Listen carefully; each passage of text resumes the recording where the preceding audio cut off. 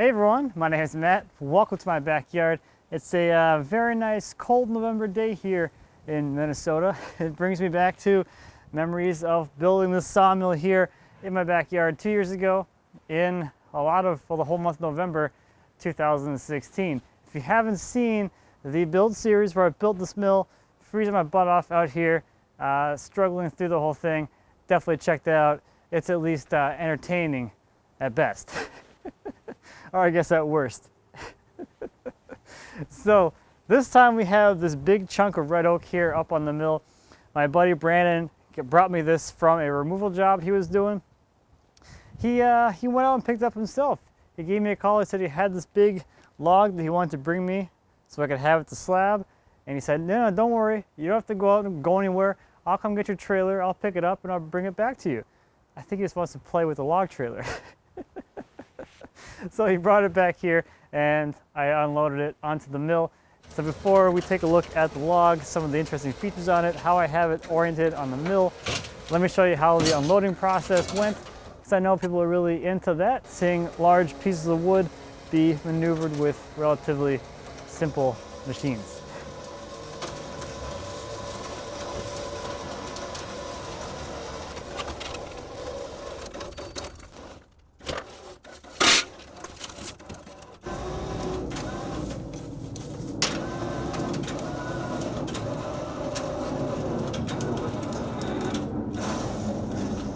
So let me just walk you around this log. So the first thing I'll mention about this log, as well as the guy over here, which I'll be cutting in the future, is that no traditional sawyer would even bother with these.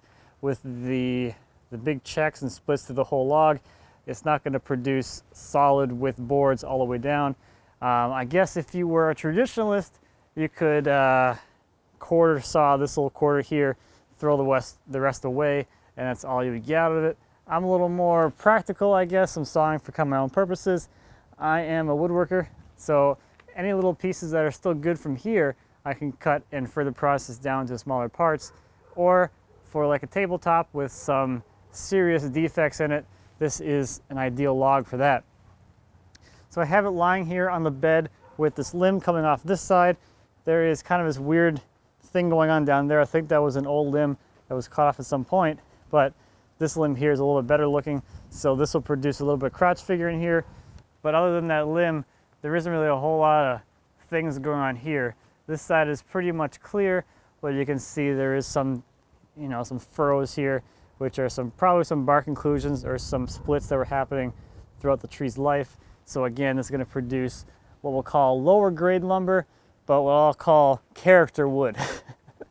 Stuff that I like. So here's a look at this side. And again, you can see these cracks kind of permeate to the top here. So we're going to have some split boards, I guess split really wide boards. They could be split into two narrower boards, which will still be pretty wide, but they will probably break in half or be nested or something like that. So for, let's say for tabletops or something, a few bow ties or some epoxy, and you got a single wide tabletop with this cool crack feature down the middle. Anyway, as far as width goes, don't have my metric stuff with me today, so I'll put them on screen here somewhere. That is 3 feet at this end here.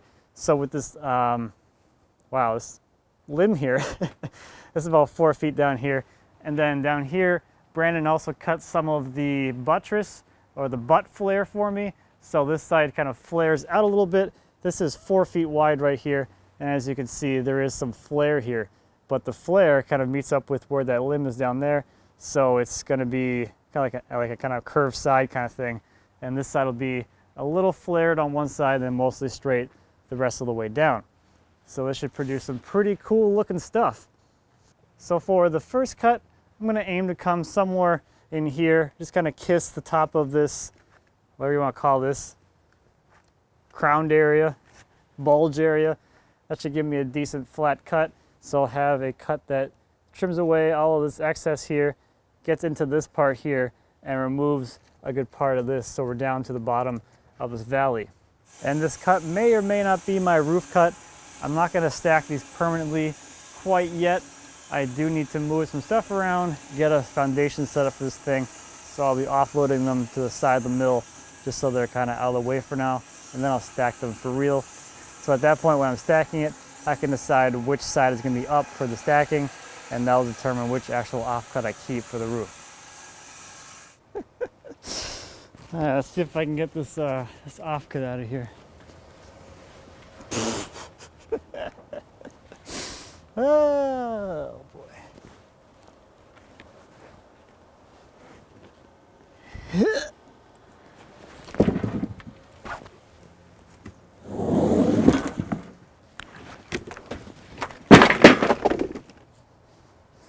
I guess that will live there now. Oh, that's cool. Ah, where's my broom? So even with this first board, that's 27 inches wide in the middle here, down here at the butt, already at like 34. So this is 32 up here. So this is gonna be a pretty darn big log, which is really exciting. So check this out. We have some really cool bark inclusions from all of those furrows and those valleys in the bark where the tree was kind of growing outward and in kind of a wave pattern kind of thing. So got pretty cool little bark inclusion. Here's the bottom of that valley, and there's another one right there. There's a couple of them actually, or a few, several. There's some more going up there. So some really cool looking wood. That's getting pretty exciting. This thing is huge. It's really big. Well, these guys, they got an audience today. What are you guys doing?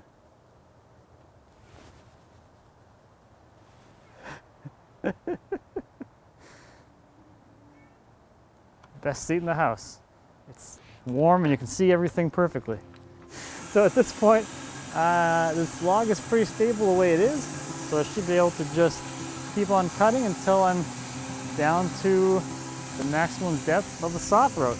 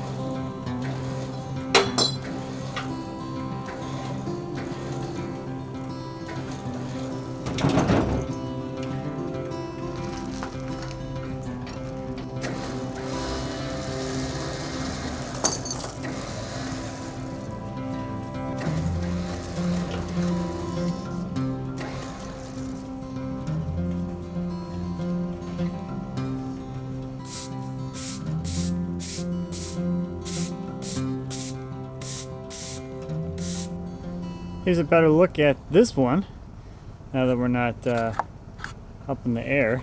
You can see those nice bark inclusions all the way down.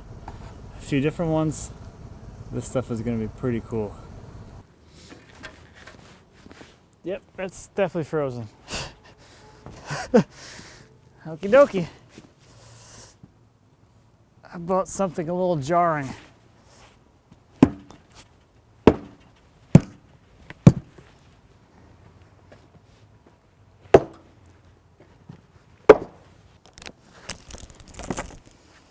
Bring in the truck.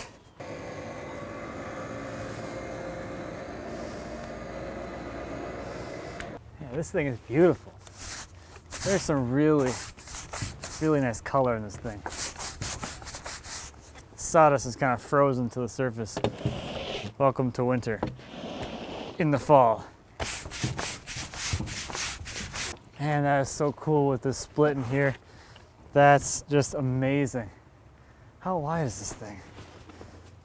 Who stole my tape measure? That would make an absolutely beautiful tabletop or something. 32. So kind of a narrow width, more intimate width tabletop. Man, that's, with this knot here, that's incredible. I bet a lot of these slabs are gonna be pretty awesome just like this.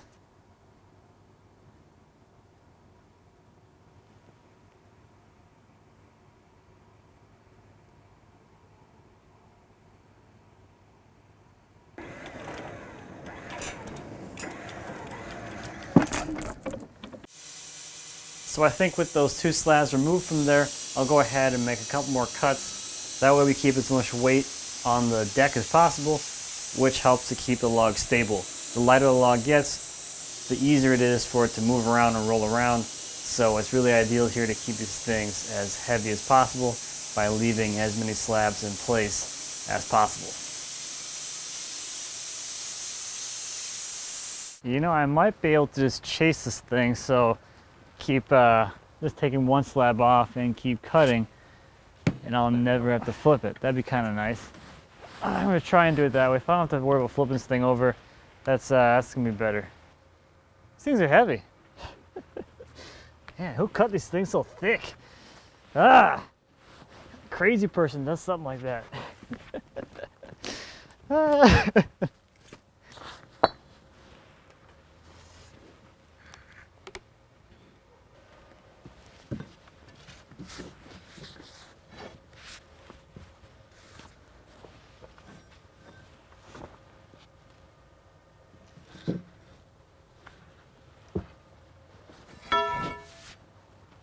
Leverage.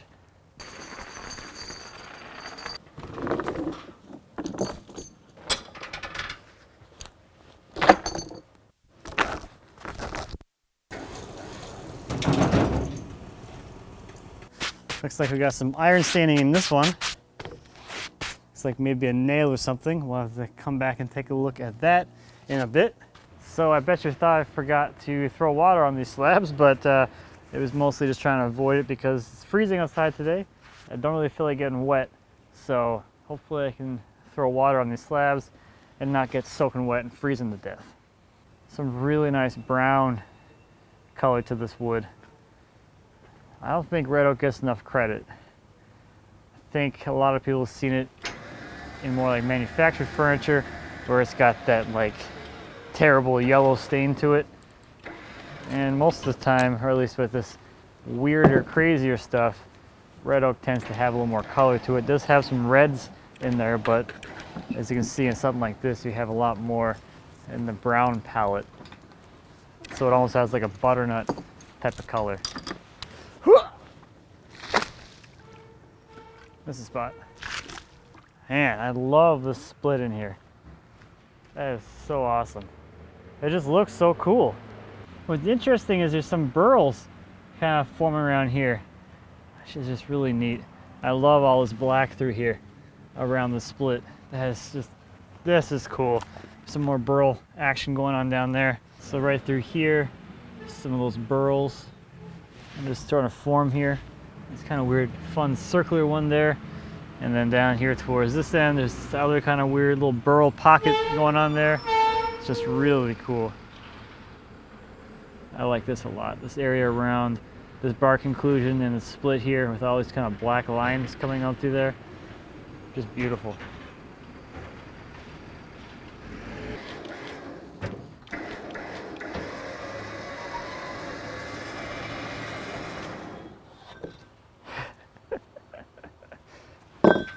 Oh yeah. Yeah, that's not that big. Looks like we cut through a decent sized nail, but that's why I didn't notice, because it's literally just a nail. Nothing too crazy. Usually the saw can't really feel nails. Doesn't do much. So it looks like we had a little bit of snow last night. Let's see if we can uncover the slab. Okay, maybe not enough water. I'll grab some more.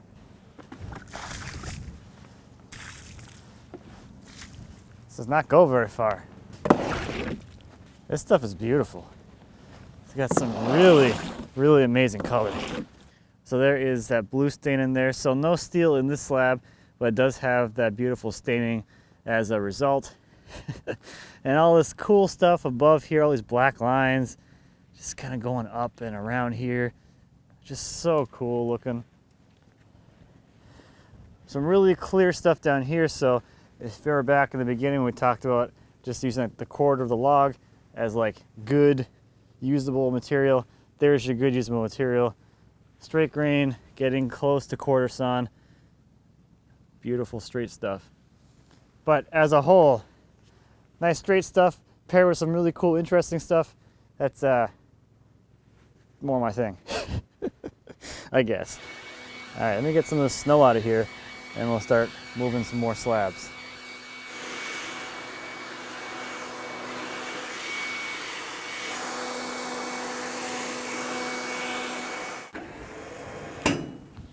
Everything is frozen. The water I threw in that last slab is now a sheet of ice. So at least this one will slide on easily.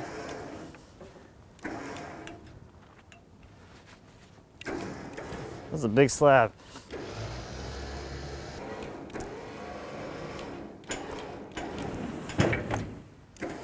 Oh, it's a twofer.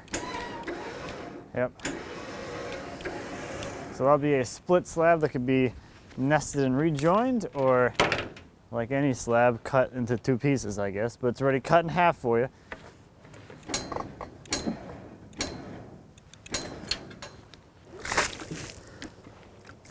Oh man, that's cool with that staining in there.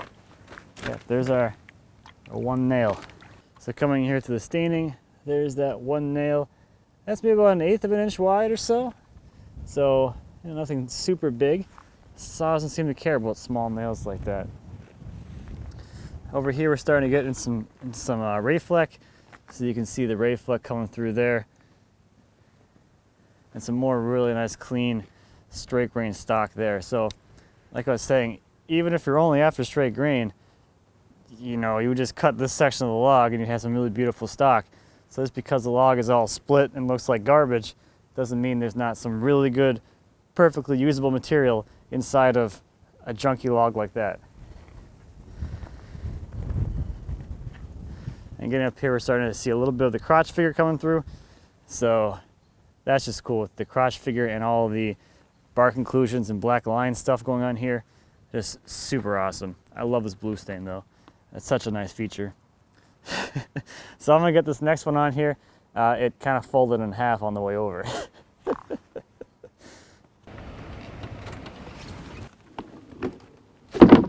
This is so cool.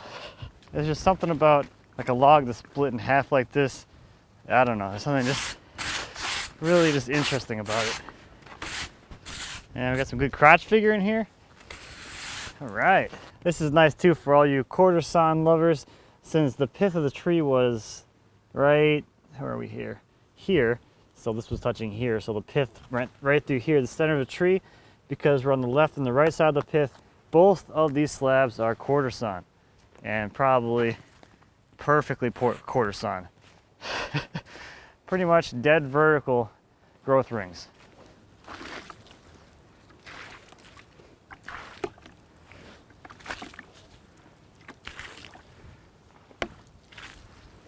Yep, that's pretty much gorgeous.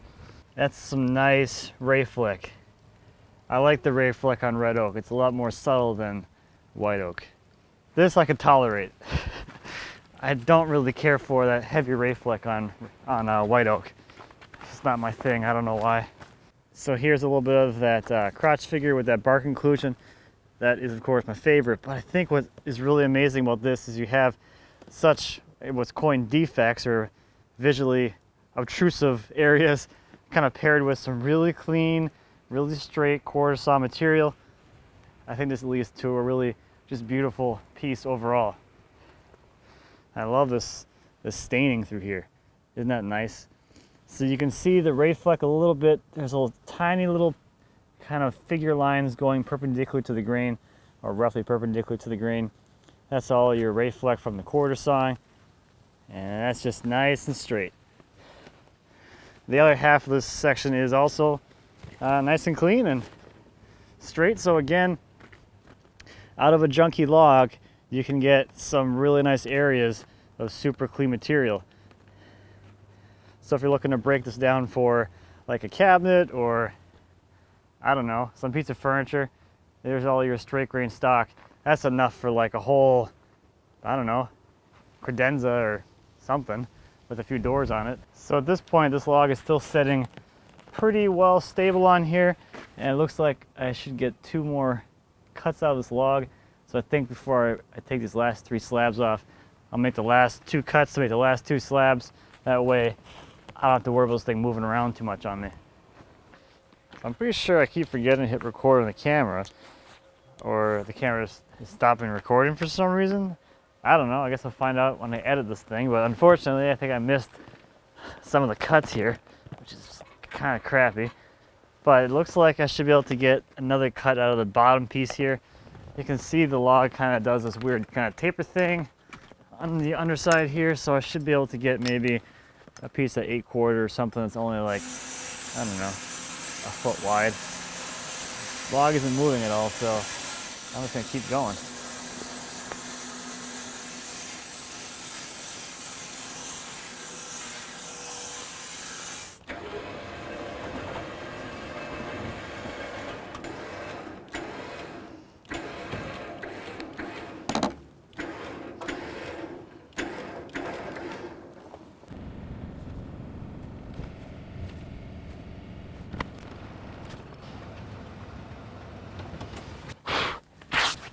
Crazy how fast the sawdust freezes to these slabs. Yeah, sawing in the winter, and it's not even winter yet. It's still fall. Oh yeah, that's quite nice. Some really nice ray fleck in this one. This is the other like perfectly quarter sawn slab. So you can see the pith was right there. Yeah, right there. And the growth rings are running pretty well vertically through here. So all of this is going to be quarter sawn. And there's some really nice subtle ray fleck in there, which is just gorgeous. Got some more of that blue stain, so there's a nail somewhere around this area somewhere, maybe in the next one. Got the nice bark inclusion with the crotch figure around it. That's quite nice. I just realized I've been kind of slacking on getting measurements of these things. So down here, about 41 inches or so. We get up through here, about 36 between the bark, and up here with this crotch in here, we're at 46 and a half. 8 feet on the money. Next, this might be like one of my favorite slabs. I like that we're through a lot of the bark inclusion here. We have a little bit of ray fleck and some kind of, I don't know, wild grain here from where the crotch is kind of ending. A little bit of crotch figure there. Just a really cool piece of wood. I think I say that for every piece. That would make an awesome tabletop. It's pretty consistent all the way down, except for where that limb is. Yeah, 38, so that's a pretty good sized tabletop. 44 over here. Nice.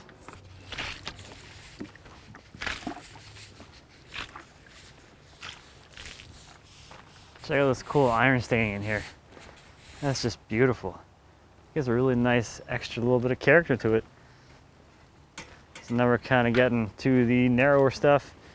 Things are gonna get a little weird as we get back into the kind of the furrows of all of the bark inclusions.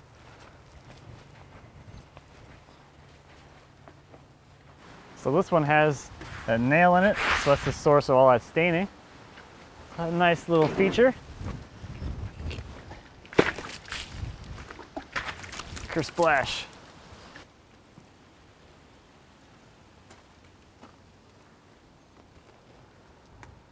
Pretty cool.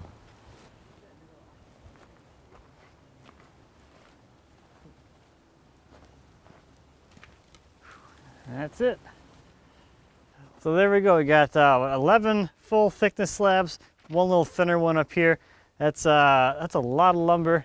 It's going to make some really nice projects in the future for sure. I'm really liking the way that this red oak really looks a lot different than, I guess, the perfect manufactured red oak you usually see for sale. This has a lot more color and a different kind of color hue or color palette than that is typically seen. So, you know, pretty excited about this overall, as I'm pretty sure I'm excited about every single thing I've ever cut. So there's that, I guess. So this stuff is going to get stacked in the back behind the shed. I have a bunch of stuff back there that we cut originally back when I first got this mill operational. That stuff's going to be cycling out, going inside the dry, and this stuff is going to replace that stuff. So I have a little bit of shuffling to do here in the next, well, whenever I get around to it. I'm not in a huge rush. It's kind of cold out these days. So that's going to do it for this one. Thank you as always for watching. I greatly appreciate it. If you have any questions or comments about the sawmill, anything back in my shop, please feel free to leave me a comment. I'll be happy to answer any questions you might have. And until next time, happy woodworking.